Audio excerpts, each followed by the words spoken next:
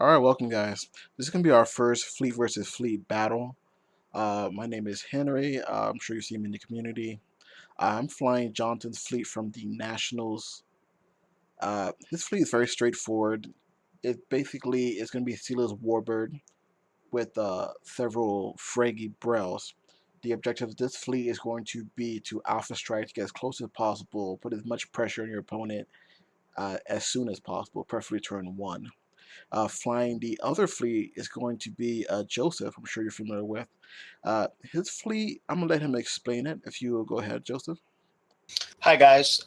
So I have the Surin, which has an ability for extra movement. I've got Khan and an Admiral on there, so I'm almost guaranteeing the highest captain skill. I've got an attack cancel on there, and then I've paired the Surin with Cella's Warbird, which also has great movement options from the ship ability. And then there's the third ship is a Quark's Treasure, which just has an advanced cloak for the Surin and some cloak mines, obviously, and then a little bit of a toolbox with Deanna Troy to potentially disable captains or crew. All right. Now, what we're gonna do is actually go to the highlights of this, just to keep the video short. I'll go ahead and post a full video of the entire match. Now, it won't have any audio included because I didn't quite capture it correctly, but you'll be able to get the gist of it. So let's go ahead and start off. Let's show you where the obstacles have been placed. As you can see, there's 3 platforms here. Those are mine. I placed those mostly to keep them out of the way of my fleet so that I can have plenty of space to go in. The ones in the middle were placed by Joseph. Go ahead, Joseph. What made you pick space stations over other obstacles? Generally speaking, I do like space stations just because if I don't take a weapon that gives me either a 360 or rear arc firing potential, I like to take space stations just to not be able to give up my attack for that turn. Um, but with these specifically, I wanted to cover some of the farther corners. So if you were in a corner and I was able to move there, I could still attack you if you're not in my arc. Uh, but that's the main reason. That makes a lot of sense. And so I didn't pick any space stations for the exact opposite reason. If I was out of your arc, I didn't want to let you get a shot off. And the reason that I sort of bunched mine in the center there is just because you have a jousting fleet. Wanted to make sure that you had to use all your movement tricks, getting around the obstacles or through them as the case may be. I didn't want to make it easy for you and let you get to me while you still had, Romulan pilots or whatever else in your ships. All right, with that out of the way, let's go ahead and start going towards the highlights. Now, I'll go ahead and skip forward to the placement of the ships, starting with mine.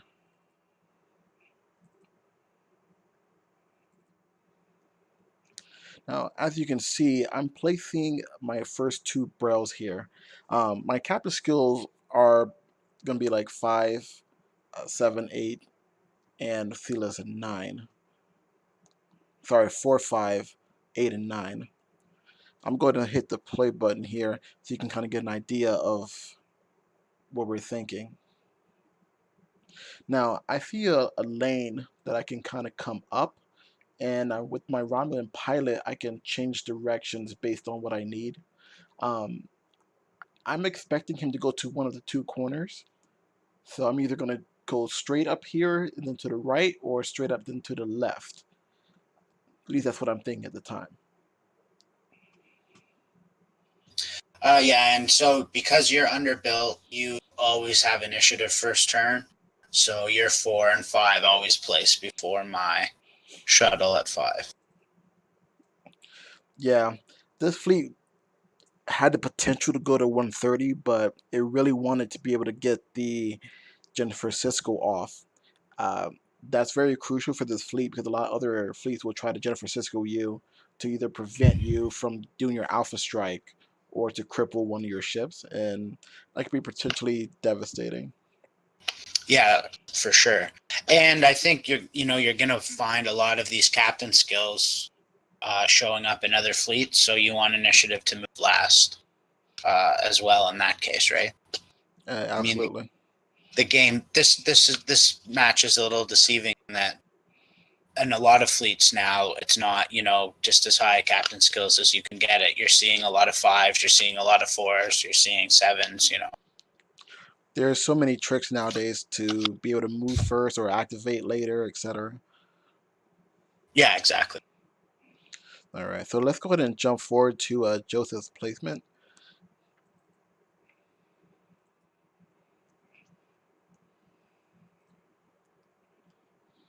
Okay. As you can see, he positioned to dock on pretty much on turn one. I was noticing.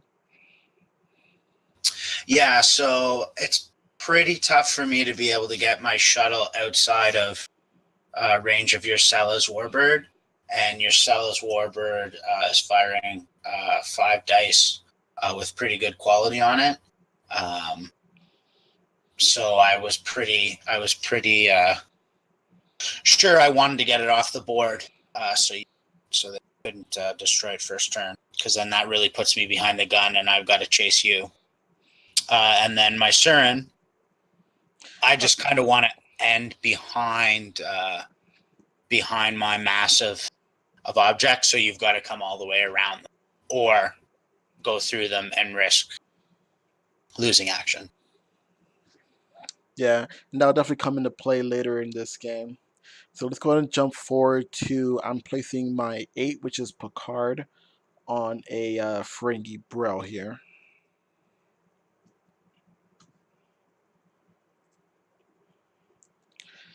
Now I see which way he's oriented, so I'm not sure how aggressively he's going to move in that direction. But I figure if I can swoop in from the middle and the right, I can cover most of the options here.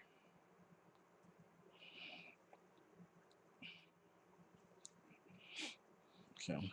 Uh, After this, I believe my 9 will place, and that's going to be my actual skills Warbird. And this Now, is the ship. This is the ship that can really move. yes, and as you can see, I placed my Picard a fair distance away from Seal's Warbird because Picard is going to be the one who's going to activate Automated Distress Beacon to give me an additional 2 to compensate for the lack of Chemosite on this ship. So I'm just going to place it fairly close to the middle, but also I have a Romnan Spy on the ship next to it, which will allow me to start the game cloaked, which is also very crucial for Sela. Okay. Next, we're going to have Joseph. He's going to place his last ship, his also Sela's Warbird. Yeah, so I'm just putting it in the corner, far away from you. Um, I want to get my ships cloaked and then engage. So I'm a little bit flat-footed to begin with this matchup because my ships really don't come into their own until they're cloaked. Cella's Warbird, especially with your Jennifer Cisco.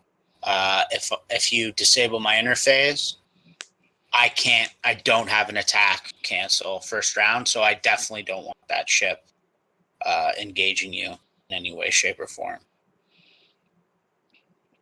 Yeah, I did notice how far back you placed, and I knew I wasn't going to be able to do my full normal attack here.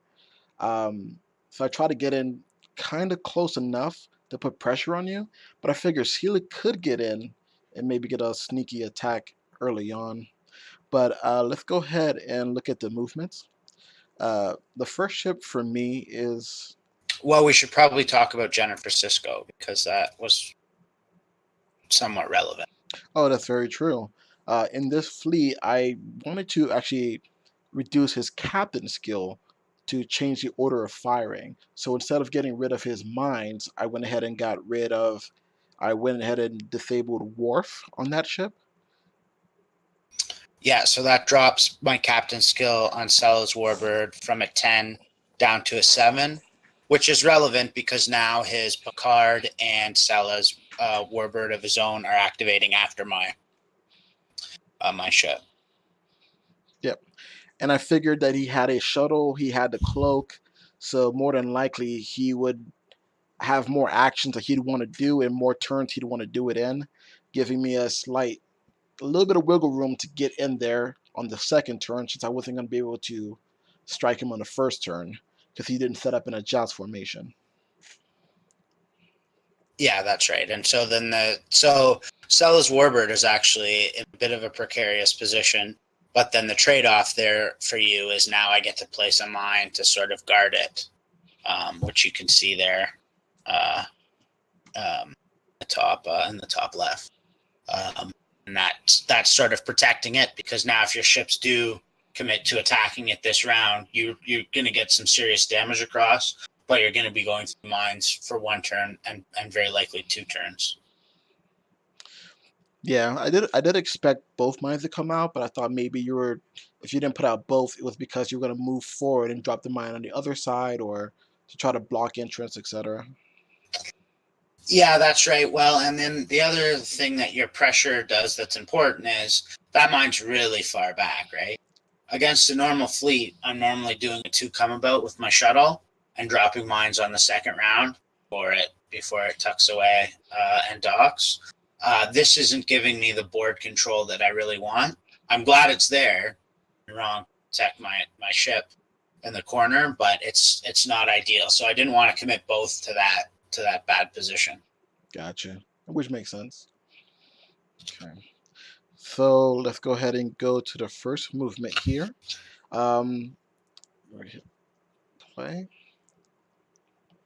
All right. So Solok does a 6 forward, which is a 4/4 that's been Kima sighted. From there, I'm going to activate a Romulan pilot and get a free scan.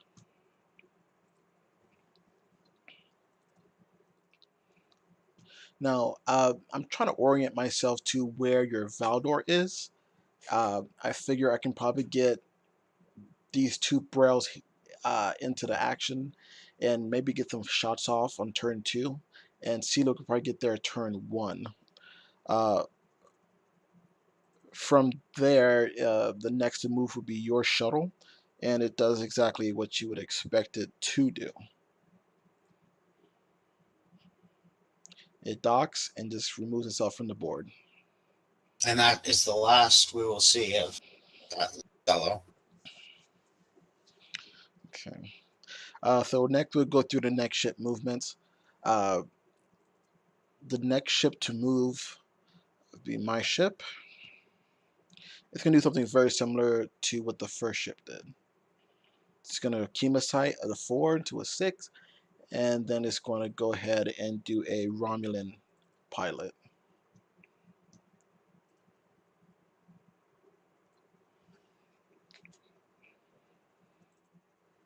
Okay. From there, I, I highly doubt that you're going to turn into me to try to get closer, because I know that you know what the fleet does already. So I wasn't as familiar with your fleet as you were with mine, probably. Well, I knew you were definitely trying to engage as early as possible, if not the first round, then definitely the second. And I felt like my fleet um, just got stronger the longer it took for the initial engagement to happen. So yeah, I was definitely trying to avoid combat round 1. Mm. Okay, so let's go ahead and jump forward to your Deredex.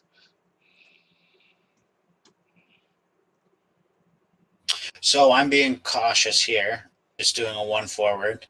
I don't want to jump them ahead. I have a couple of options. The thing that's interesting though is if I re-enable the interface, that doesn't really get me anywhere this round because it only works when you're cloaked. And then the other option potentially is Wharf. Because Stella's Warbird's movement is so good, even at Captain Skill 7, I figure my best choice is to cloak this round. And then even if you do commit to come at me, next round I can probably get away by doing the double sensor echo or triple sensor echo in the case of my version of Celas. Yeah, your thought was definitely more maneuverable. You probably didn't have as much, like if it had a Romulan pilot combined with the Chang and everything else, it could have been anywhere on the board. Um, but after turn one, it could then do that. So it was very very maneuverable. Yeah, it's not quite as doesn't have the same twitch muscle, so to speak, for turn one. But then, yeah, after that, it's pretty hard to pin down. All right, so let's move on. This is going to be my Picard uh, movement, and this is where I use the automated distress beacon to give a free movement to my Seal's Warbird. So as you can see, Picard does something very similar for a Ford that gets chemo-sighted. And then from there, uh, I'll activate automated distress beacon, give the ship a 2, or make sure 2 maneuver. So as you can see, I reposition Sealer's Warbird with a bank. Okay. From there, it goes to Sela. Sela is going to do something very similar. It's going to do a 4 forward. I mean, Alpha Strike Fleet, so it's not looking to hang back at all. So Sela just does straight 4. Go ahead, Joseph. Yeah, it's. I think, especially against my fleet, your fleet's designed as an Alpha Strike. I think hanging back is the last thing you want to do. So, uh, if I get 1 or 2 turns to re-enable my stuff and cloak, then you're gonna have a real hard time pinning these ships down. Yeah, so I was trying to get in and start fighting just to limit your actions as much as possible before you had a chance to get to full strength, pretty much. And as we'll see, to a degree, that was certainly effective because I never transferred any upgrades over from my shuttle, I was somewhat flat-footed throughout the game. So, Sea's Warbird action is going to be the Sensor Echo, followed by another Sensor Echo. So we'll just go ahead and jump straight to that. So Sensor Echo, followed by another Sensor Echo. From here, what I'm doing is just going to be checking range. I do have a Romulan pilot on this ship, so I want to see, am I within range 2? How many ships do I have, etc.? How close am I to the mines? You know, other things that you'd factor in. I think from here, what I end up deciding to do is just go ahead and Romulan pilot and take the mines, because I think statistically speaking, I'm not liable to take too much damage. So that's what I ended up doing.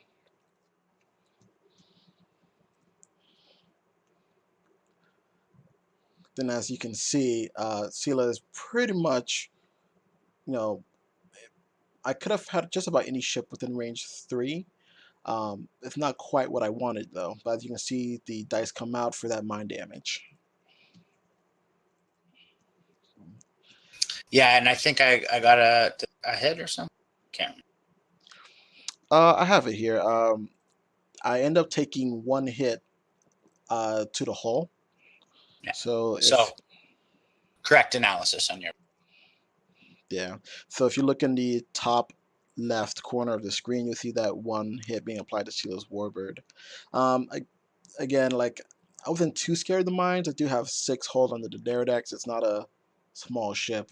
So I figure I can take it. I might get a crit that's really bad, but probability says it's not likely. Yeah, crits. Well, we're about to see something. Yes, sometimes even if it's not likely, it can get pretty bad. From there, I think your Valdor moves. So let's go ahead and jump to that. Now, I think you just reveal a 1 forward. Yeah, so I did a 1 forward. I knew I wanted to be cloaked here for sensor echoes. And then I was in somewhat of an awkward position because it looks like the Romulan pilot wouldn't get me out completely. So I'd have to Romulan pilot, then attack, and bank out to avoid your attack. But the problem there is I'm not gonna be able to be cloaked, and I really want to be cloaked next turn because you've got a ship with PSF that's in striking distance, and I don't want to get PSF'd while I have my shields up because that'll prevent me from cloaking the next turn. So I opt not to Romulan Pilot, and then my other option is to Ibix Dynasty and cancel the attack here. Which is probably a mistake. I opt not to use it and take the attack because I want to save it for later. Um, and well, let's see what happens. Alrighty. So I think we kind of mentioned it earlier, but Sela started cloaked, but also I had biomimetic gel, and I used it to copy Worf, who is on one of my Brails, and this is the starter Worf, who allows you to convert blank into hit results when attacking while cloaked. So let's go ahead and jump to the attack here. Since he doesn't have he can shoot technically, but I shoot first. So Sela's gonna take a crack into the Uh, Val. Go ahead. Khan actually shoots first, but again, I want to be cloaked for next round because of that PSF. So I opt not to fire. Correct, correct. Alrighty, so let's see how that plays out. Okay. So as you can see, the results here are 2 crits, unfortunately, and they're not just any crits. Yeah, so I was expecting to take damage. I thought worst case scenario, even if I blank out and take 4 hits, but I have my attack cancel and I'm cloaked, it's not the end of the world. Unfortunately, you rolled 2 crits, which I think the odds were that you would roll one at least, right? So Yeah, not crazy, but unfortunate because they were both the same crit. yeah, Suffer or receive an ox token. So now all my I'm cloaked so I can sensor echo. That's not going to be happening next turn. I can't use I can't use Romulan Pilot because even though he says place a token, it's as a free action. So I don't have correct. that available to me. So now I'm sweating bullets because I took that attack to preserve my movement option for the next round, and these 2 oxes have really just nipped those in the bud. Yeah, that was extremely unfortunate. Um, Realistically, I think if you would have, play this, that's not going to happen. 9 times out of 10. This is that one in a, and I don't know what the odds are. No, that's true, but I mean, there are worse crits, so it could have been worse. Reduce my pilot skill to 0 could be. Well, does Con overwrite that? I can't remember, but I mean, losing my captain's text, one of those would be work and be devastating. Warp core breach would probably not matter, but if it was a warp core breach and then I rolled to blow my ship up, that could be the game. that's true. Just one shot fired. So there were worse things that could happen. Okay. So just for the sake of time, I'm just going to go speed up into all the ships moving. Um, I kind of parking lot this up here. I should have been a little bit more aggressive, but as you can see, I end up just moving a little carefully with Silas to try to cover more options. Then the Brails kind of cluster into the middle to try to cover the option of the Daradex coming in more aggressively. Uh, at this point, I probably should have committed to the Valdor, but I wanted to stay open in case the Daradex was going to do something. But as it played out, what we have here is, I guess you'll see in a second here. I have Lurin's Bird of Prey and I have a Ferengi captain on a Ferengi ship. However, Lurin's is literally just out. Yeah, so I did a 1 forward that round to clear one of my oxes, and then the Daredex did a hard 2 to start coming in to combat. Yeah. Now, here I know Thelos would probably get another attack in. However, it's also possible that that attack can be completely negated by your attack cancellation. But also because of the captain skill situation, I won't be attacking at maximum. Um, so 4 dice is probably not gonna get the job done. Yeah, because you can see there's a battle station token beside the Surin. I do have Copilot, so that is a place without an action. So I was able to token up a little bit for defense. Now from there, we'll just kind of jump, not completely to the end, but basically to the result. So what happens from here is that the Daredex does get a shot on the brow and takes Hudson out of the game. His So this is now the third round. So correct. what happened in the second round was because I was out of Solok's arc, my Surin got to fire first. So I fired, didn't do any damage, but then that allowed me to do my ship ability, which was a 2-bank, which cleared the second Ox. So I was in good shape for the beginning of this third round. And then I opted not to fire my Daredex. And then I had the battle station token and my cloak dice. You didn't get any damage through with the 2 attacks you were. I was able to avoid 2 of your ships. 2 of your ships fired, but they didn't get any damage through. Yeah. While this game was very interesting, I think it was very methodically played out. I think that if these fleets were to, I think it comes down to the players with this fleet with a slight advantage going to Joseph fleet. I think the thing I didn't take into account was your 360 weapon on your Valdor, allowing you to get the shot and movement. Um, that was a very smart tactical choice for that fleet because it is very possible that you could get outflanked, even though most ships can't because of the you have superior movement. But it was a possibility that was definitely covered by that weapon option. Yeah, it's nice, and then it opens up my movement options because I don't have to get them into a 90-degree arc necessarily. And, I mean, I think this particular game could have gone in multiple different directions. Um, I think these fleets, I mean, they're good to fight against each other, but because it's such a slow process that I feel like this is maybe not the most fun fleet to fly, especially Well, into your fleet. we only got 3 rounds in, which is Yeah, that's not a lot, right? So yeah, there's something to that for sure. It takes a long time to when you have 4 ships and you're moving all of them at least once. I mean, that's a long round. And even though I essentially only have 2 ships because the shuttle disappears, they both have extra movement options as well. So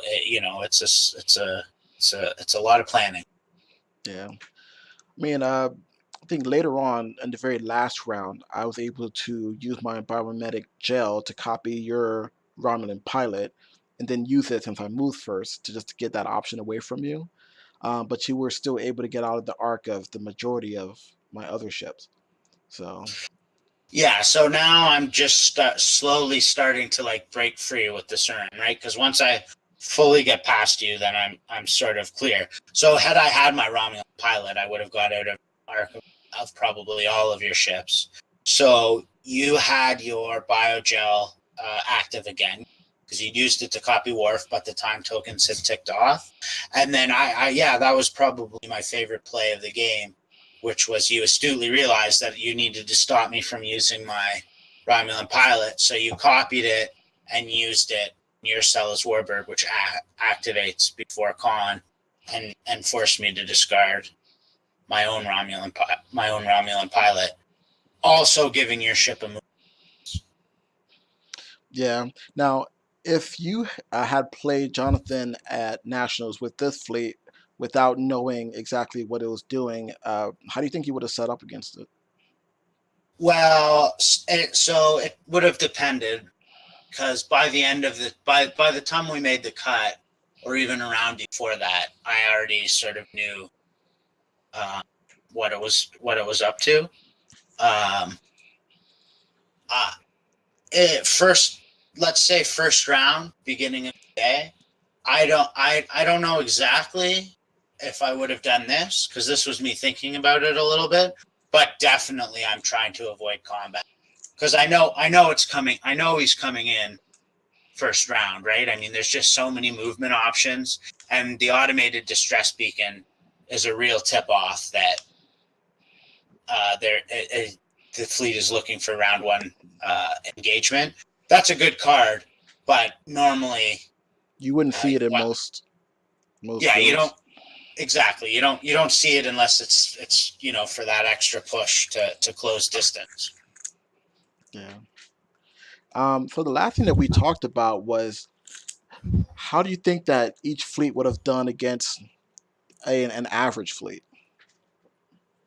Well, I don't. I mean, these are both pretty competitive fleets. I think there's no question. There's no question of that. Um, and your point that the less you see this four ship list that you played, the better it is, right? Like the element of surprise um, is a huge factor. Yeah. And I guess just to go over what happened in the third round, so I was able to avoid the arcs, and then couldn't put enough damage through to kill my Surin, and my Daenerys killed your Burrell with, was it Hudson who was piloting it? Yeah, that was the Hudson ship that was taken off the board. Yeah, so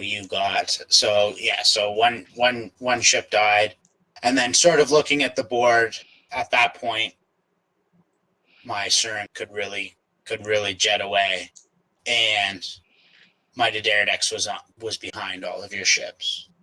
Yeah. Well, But sorry, go ahead. I mean, I think my Silas could engage your Sila. I think your extra sensor echo in the beginning would make it significantly more difficult. Yeah, well, and I think it's fairly tough for the Sellas to hurt each other, Yeah. especially like because you have Burrells that take like they're fragile enough. I can start using my co-pilot battle station each round just for defense, and then I can even just fire blank dice or just use a target lock, right? So it's hard for you to it's hard for you to put damage through, and it's hard for me to put damage through potentially on your sealers as well, right? If you're cloaked and take an evade, That's that's a true. tough. That's tough. So Yeah. So I mean, I think this was a interesting battle. Probably not exciting, but definitely interesting. I think that's about it for this one. I think the next one we're going to be doing is Peter's Nationals Fleet versus Three Borg Diamonds. So we'll see how that goes. yeah, not it'll be a different match to say the least. Different kind of match than this one for sure. Yeah, I think maybe after we post, something interesting would be variations on these fleets. Like I think briefly, I might have mentioned changing out Silas for a Dreadnought. Dreadnought's cheaper, more dice natively. Biomimetic gel gives it quality. Against a standard fleet, it'll probably do very well. Um, and dropping this to a three fleet build, maybe even alpha striking with Colo, something that I kind of thought about. What variations would you maybe think about with your fleet? Well, for me, well, that my list is pretty tuned. I like the idea of the dreadnought because those 180 arcs on that 180 arc on that is really interesting, and changing it to three ships is really interesting too. But it changes it a little bit, right? But you're not as committed to first turn engagement on that three ship list, so it's a little different. One of the things that I wouldn't mind trying with this fleet, or I did try a little bit, was actually replacing the shuttle with a Burrell to use as disruption. So it would have diplomacy, projected stasis field, a way to use them twice in a round. And then you were expecting it to die, but it was only 25 points or something like that. Yeah, because of the extra disruption that it's giving, you're expecting to kill one of their ships. So you're a little bit ahead Yeah. of the game. All right, guys. So that was the fleet battle and our final thoughts. So let us know what you guys think, and we'll see you in the next fleet battle. Have a good one, guys.